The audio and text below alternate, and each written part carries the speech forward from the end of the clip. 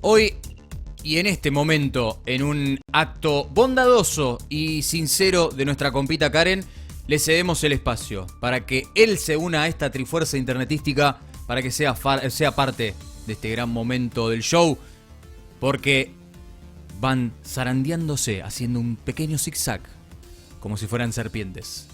Va escalando, pasito a pasito, como si fueran escaleras. Roy nos acompaña esta tarde. Buenas. Hola, Roy. Hola, Amy, ¿cómo andás? ¿Todo bien? ¿Cómo va esa tardecita? ¿Cómo va ese miércoles? Re bien, cansado, pero bien, feliz como siempre, porque estoy acá, porque estoy con vos ahora, Renata ahora que se fue, que calculo que vuelve en un cachito. No, sí, llega. Siempre llega. Ese es el gran punto. Siempre va a llegar. En algún momento llegará. Eso lo sabremos todos. Genial. Y nada, y como te digo, súper feliz, vengo con un montón de información nueva. Descubrí que el mundo de los juegos de mesa es aún más grande de lo que yo pensaba. Yo ya sabía que era gigante, pero ahora de repente es el triple de grande y dije, wow, ok, es demasiado. Y es increíble porque sos nuestro especialista de juegos de mesa y vos aún así te seguís sorprendiendo de tanta historia, de tantos años que tiene, todo este mundo, este gigantesco mundo que a nosotros, por ejemplo, nos lleva un poquito de internet, pero también nos lleva un poquito de tanta historia, de tanta gente que haya creado, que haya tenido inventiva, que haya pensado como en un tablero, en un juego de cartas, en dados, en nipples, ¿eran? Sí, Meeples. Estoy haciendo la tarea. Muy bien, estuviste estudiando. Estuve estudiando. Con todos esos detalles, cómo puedes armar también tu mundo. Y eso es un poco parte de los juegos de mesa. Y la verdad que saber y entender tanta historia y cómo fue la génesis de todo esto. Bueno, lo comenzamos la semana pasada y ahora vamos a tener una parte 2. En este caso, ¿con qué parte, qué beta de los juegos de mesa, Roy? Hoy vamos con la parte 2 de la historia de los juegos de mesa. La semana pasada habíamos visto la historia de los juegos de mesa clásicos, que como había dicho, arranca bastante hace rato, hace más de 2 semanas. Hace unos 5.000 años atrás, más o menos. Y tenemos un montón. O sea, hoy voy a conectar con esta parte de la historia de los juegos de mesa clásicos con los juegos de mesa modernos. Ahora vamos a abarcar esta parte de la historia, que es más cercana a lo nuestro. O sea, estamos cada vez más cerquita. Ya no nos vamos tanto a 5.000 años, sino que ahora arrancamos un poquitito más cerca. Así que, ¿vamos con esto? ¿Arrancamos? Bien. La historia de los juegos de mesa modernos, si bien es súper reciente, más o menos tiene como el pie alrededor de la revolución industrial, ¿sí? Cuando de repente teníamos industrias, teníamos máquinas que podían hacer la fabricación en masa de tableros, que antes obviamente eran solamente artesanales.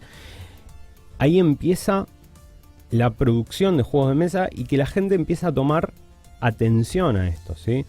El concepto de la clase media y del tiempo libre fueron dos conceptos que arrancan con esto de la revolución industrial y la gente empieza a decir, bueno, puedo hacer otras cosas aparte de trabajar, ¿qué puedo hacer? Y la gente descubre ahí los juegos de mesa, cosas que obviamente ocupan nuestro tiempo y nos dan un momento lindo y de ocio.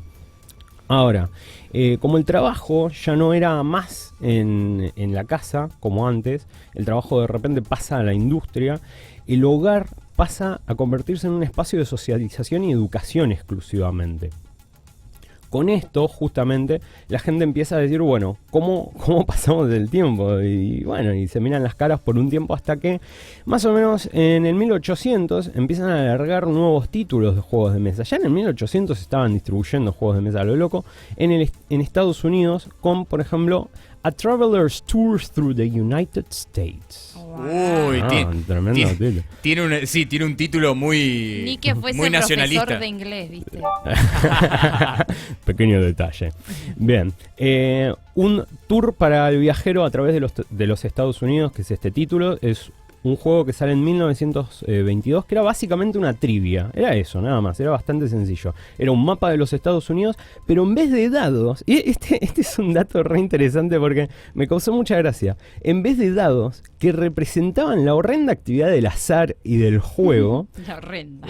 utilizaban algo que se llamaba titotum. Titotum. El Titotum, sí, el Titotum. Era como una... Ay, se me olvidó la palabra. Era como una... El que girás. Como un trompo. Como un trompito, claro. Claro. Era como ahí una está. especie de trompo con números a No, los costados. Claro. Ahí va, mirá. Ese es el trompo que se usa Ahí va. muy irónicamente con respecto a los sueños. No sé si se acuerdan del capítulo ese de Los Simpson que hace como un Inception, Sí. que dice que cuando si el trompo no deja de girar, es como que estás dentro de un sueño. Ahí va. Ah, Como en mirá. Inception, básicamente. Claro, bueno, por eso. Es un poco la parodia de ello. Claro, bueno, entonces filman Inception en 1922 junto con el lanzamiento de este juego de mesa. No, mentira. Pero ahora, juegan con el Titotum porque justamente los dados representaban algo horrible, que era el azar, que eran los juegos. En esa época era todo como muy moral. Incluso en esa época, por ahí más o menos en mediados del 1800, empiezan a alargar juegos que representaban la moralidad en los Estados Unidos. Eran juegos que eran exclusivamente morales. Es más, estaba leyendo sobre un juego en el que el primer jugador era el que era el más moral, el más limpio del alma. El más capito era. Pero el más buenito, no sé si el más capito. El más capito era como el malo, digamos. Ah, ok, es verdad.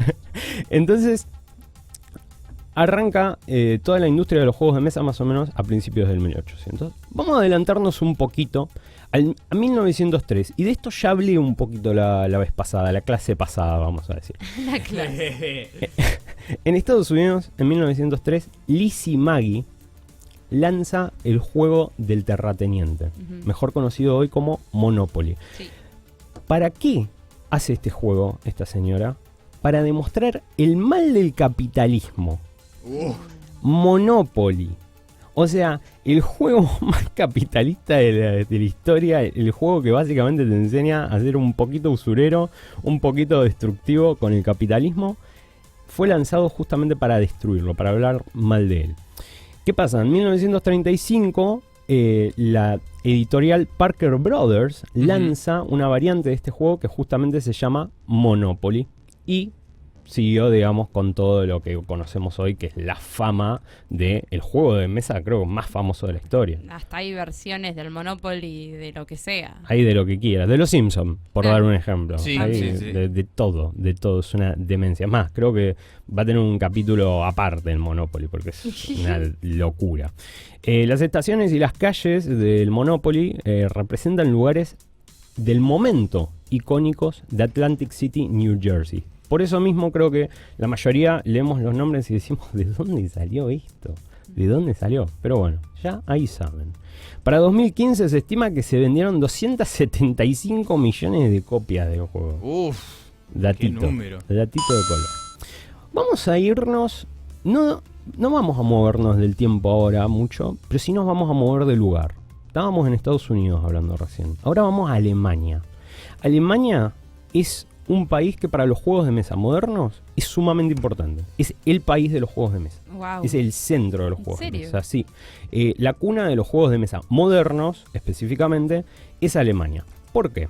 Vamos con esta parte de Alemania que es súper interesante y un poquito más ahí como un montón de datos. En mi cabeza, chicos, tengo una Wikipedia en este momento. No saben la cantidad de cosas que leí todo este fin de semana y ayer y hoy. Impresionante.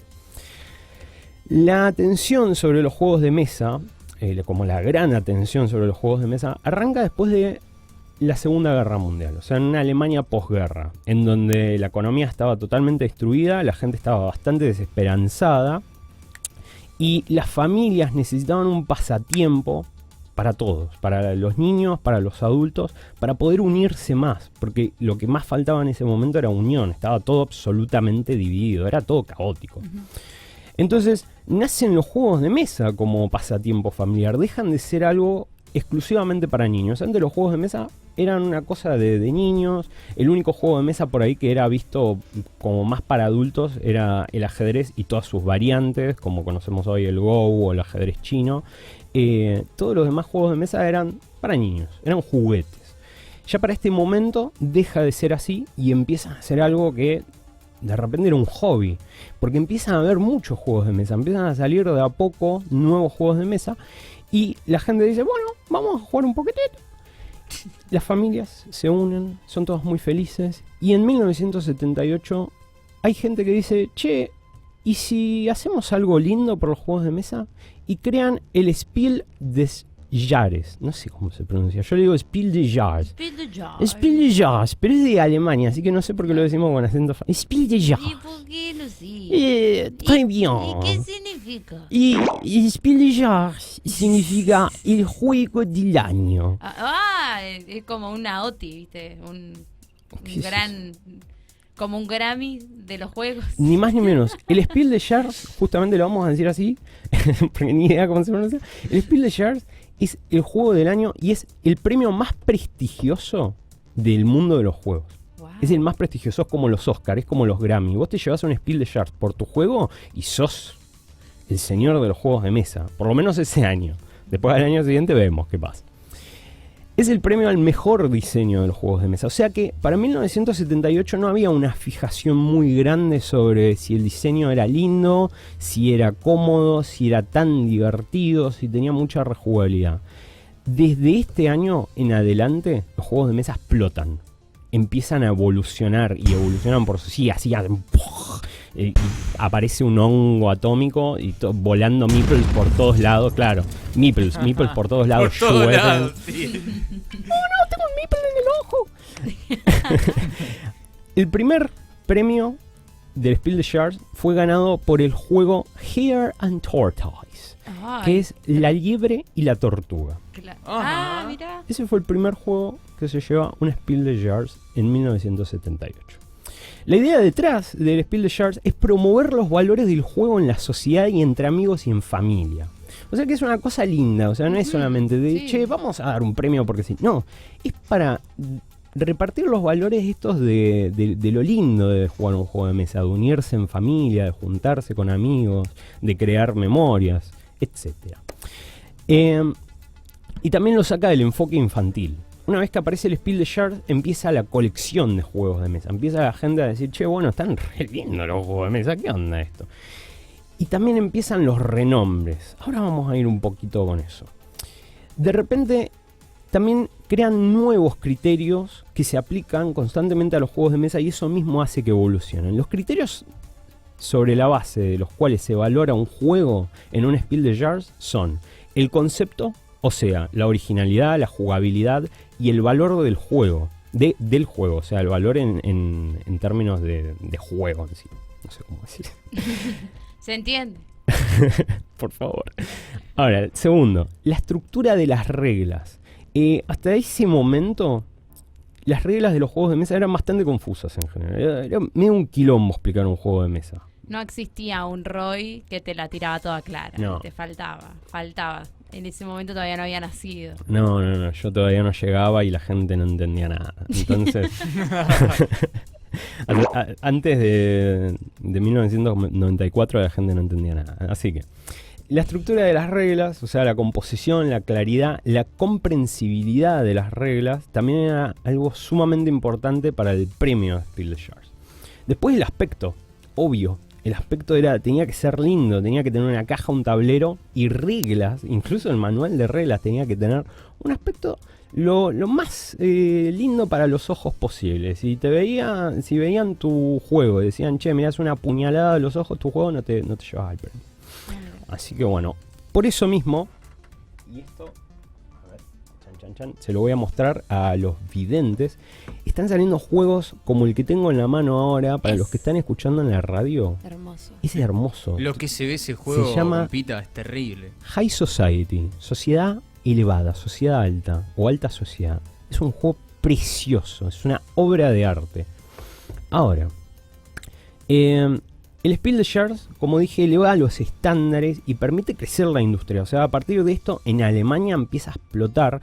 También empiezan a haber convenciones de juegos de mesa y se crea el hobby de los juegos de mesa. Ya deja de ser algo que solamente tenés ahí dando vueltas en la casa, sino que pasa a ser algo que de repente hay gente que colecciona, hay gente que se junta a jugar y no son niños, son adultos también. En 1988, y esto me voló la cabeza cuando lo leí, ocurre algo llamado Bierdeckel Proclamation. Tan alemán. Manifiesto posavasos. Así se dice en español. Manifiesto posavasos. ¿Por qué se llama así?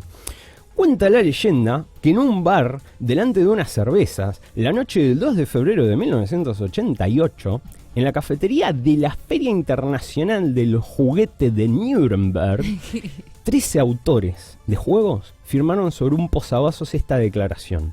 Ninguno de nosotros dará un juego a una editorial si su nombre no está en la portada de la caja. Hasta ese momento no sabías de quién era el juego de mesa. Vos lo jugabas y era como, che, ¿jugamos al Monopoly? Sí, dale. ¿Jugamos al Scrabble? Sí, dale. ¿Jugamos? Y ni idea quién lo creó. No te lo decía en ningún lado. Y tampoco existía esta parte de los derechos de autor. Entonces cualquier editorial agarraba los juegos de mesa, hacía lo que quería con los juegos de mesa. Claro. Por eso también existían las variantes, por eso existe el Monopoly, ¿sí? Y no pudo venir Lizzie y decir, che, frename esto, que no me gusta, porque no existía eso hasta ese momento. 1988 fue súper importante, porque ahí empiezan a aparecer los renombres. Hasta entonces, los juegos de mesa eran así nomás. Ahí realmente explotaron. Después del Spiel des Jahres y después del manifiesto del posavasos. Empiezan a aparecer nombres y apellidos, como el que tengo en la mano, justamente el Alta Sociedad, es de Rainer Knizia.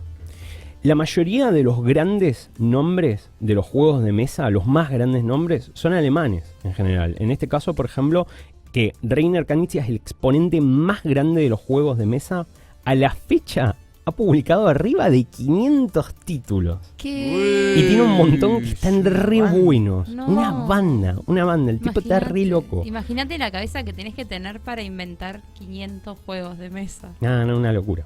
Muy creativo. Igual el tipo, ¿qué cree que te diga? Agarra juegos a veces y medio que los tira en aceite y los fríe un ratito y saca un refrito de ese juego y lo tira. Claro, sí, imagino. Y le sale bien encima. O sea, el tipo agarra el mismo juego, lo vuelve a hacer y sale re bien. Un capo. Ese es Rainer Knizia, un alemán grosso.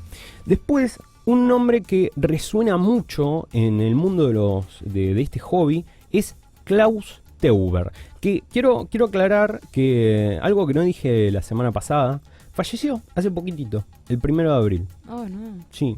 Klaus Teuber, un grosso. Vamos a hacer un minuto de silencio. No, bueno, en la radio no, pero Klaus Teuber, un grosso de los juegos de mesa también. Espero que descanse en paz. Su juego, Catán, fue publicado en 1995 y se lo considera como el iniciador de la revolución que hizo aparecer los primeros Eurogames. Los Eurogames, en otro capítulo lo vamos a ahondar más, pero básicamente son los juegos de mesa europeos. Tienen sus diferencias de los juegos de mesa norteamericanos, que también se denominan Ameritrash. Hay una reguerra ahí. Ameritrash. Sí, los odian. Pero es excelente. Esa historia también es súper interesante.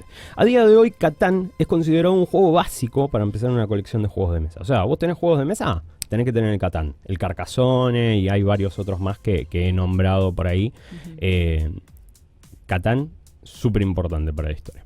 Después aparece, por ejemplo, es re difícil de decir este. ¿Qué nombres difíciles que se pusieron con estos modernos? Sí, man, es terrible. Estos alemanes re jodidos, loco. Uwe Rosenberg. Uwe Rosenberg. El Ubu.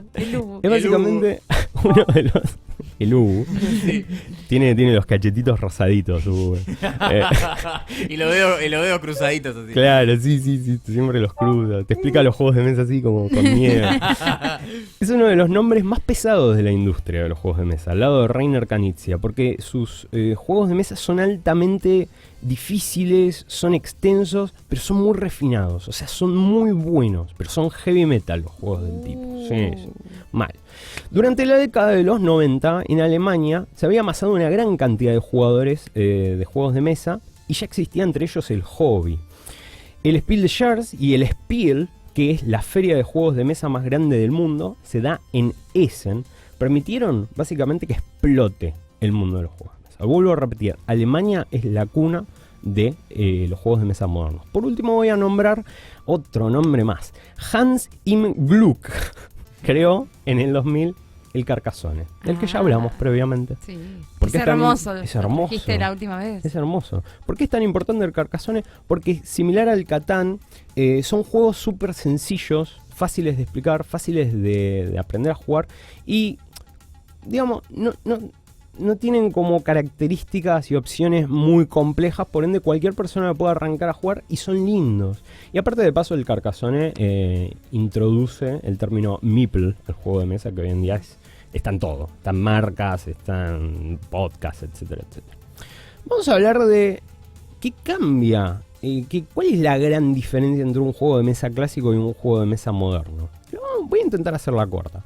Pero básicamente estas son las características principales que hacen que un juego de mesa moderno sea un juego de mesa moderno. Más o menos nacen en los 80 los juegos de mesa modernos y, como dije, con el Spiel des Jahres empiezan a evolucionar.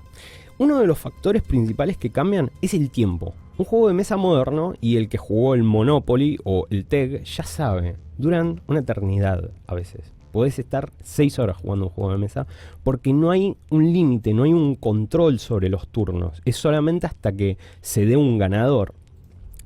Eso empieza a cambiar en los 80 con ciertas reglas que hacen que también los juegos de mesa no sean tan aleatorios y los jugadores tengan opciones. Estas también son características de los juegos de mesa modernos. La poca aleatoriedad y las opciones a tomar por el jugador. O sea, se minimiza el azar y se aumenta la toma de decisiones.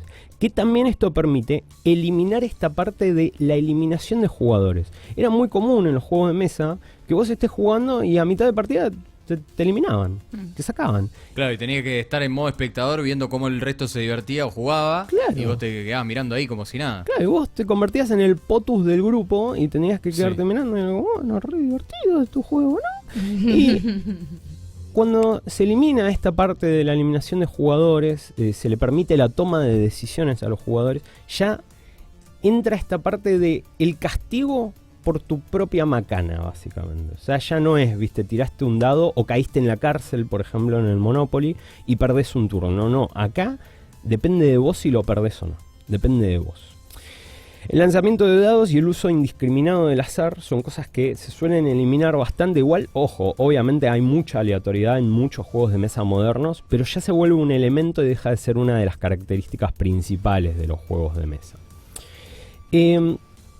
También son altamente rejugables. O sea, la idea del juego de mesa moderno es cuántas veces lo puedes jugar antes de que te aburras. ¿Sí? Entonces, justamente la apertura a los jugadores no experimentados es una parte fundamental de eso, porque si solamente lo puedes jugar con jugadores que ya juegan 500 otros juegos de mesa o lo jugaron 20 millones de veces, y medio que lo tenés que guardar.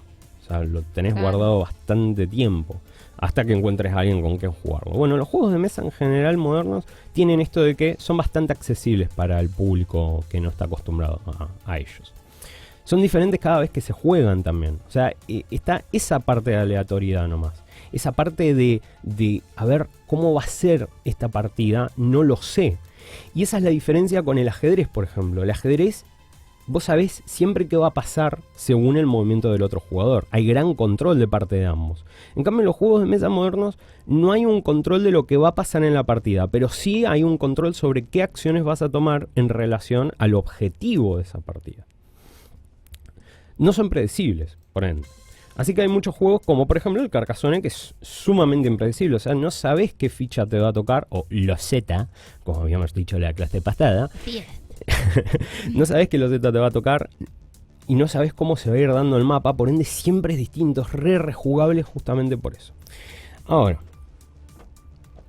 otra cosa que aparece es la no agresividad dentro de los juegos de mesa, que pasa a otra parte del juego de mesa. O sea, la competitividad deja de ser de te intento eliminar a te intento ganar a través del objetivo que se da.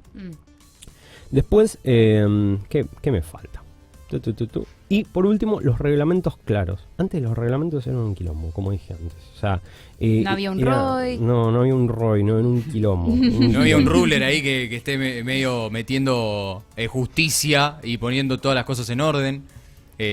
Había mucho de eso, ¿no? Aparte de que tenía el condimento de lo aleatorio, no había reglas claras como para que sea justo para todos, ¿no? Claro. Pasaba mucho de eso. Sí, era totalmente injusto. En cualquier momento te podía pasar algo y salía el chabón con las 20 páginas de reglas y te decía, ¿sabes por qué perdiste? Bueno. Yo te voy a decir por qué perdiste. Y ni sabías por qué perdías.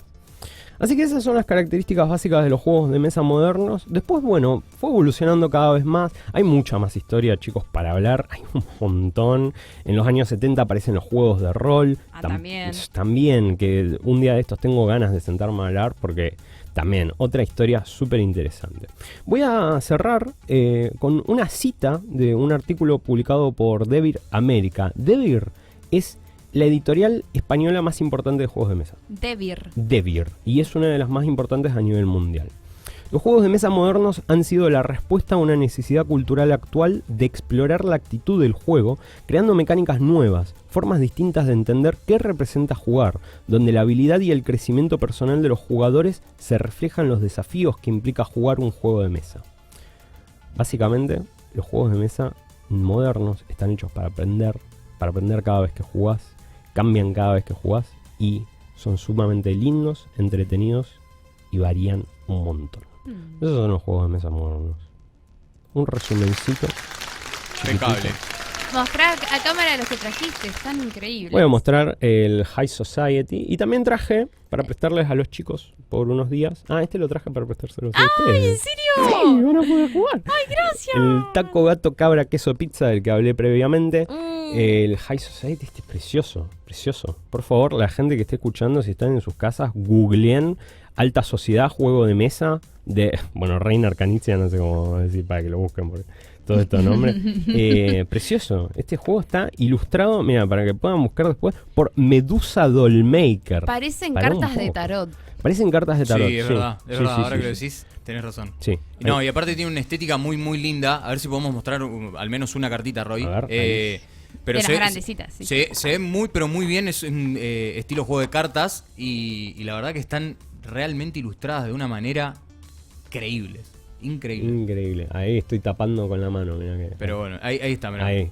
Todavía me estoy acostumbrando a la webcam, al micrófono. Acércalo. A ver. Tranqui. Chan. Ahí está. Ahí va. Mirá lo que está. Bien Mirá lo que Rod. son. Hermoso. Hermoso. No, pero aparte, todas las ilustraciones son excelentes. Es re lindo.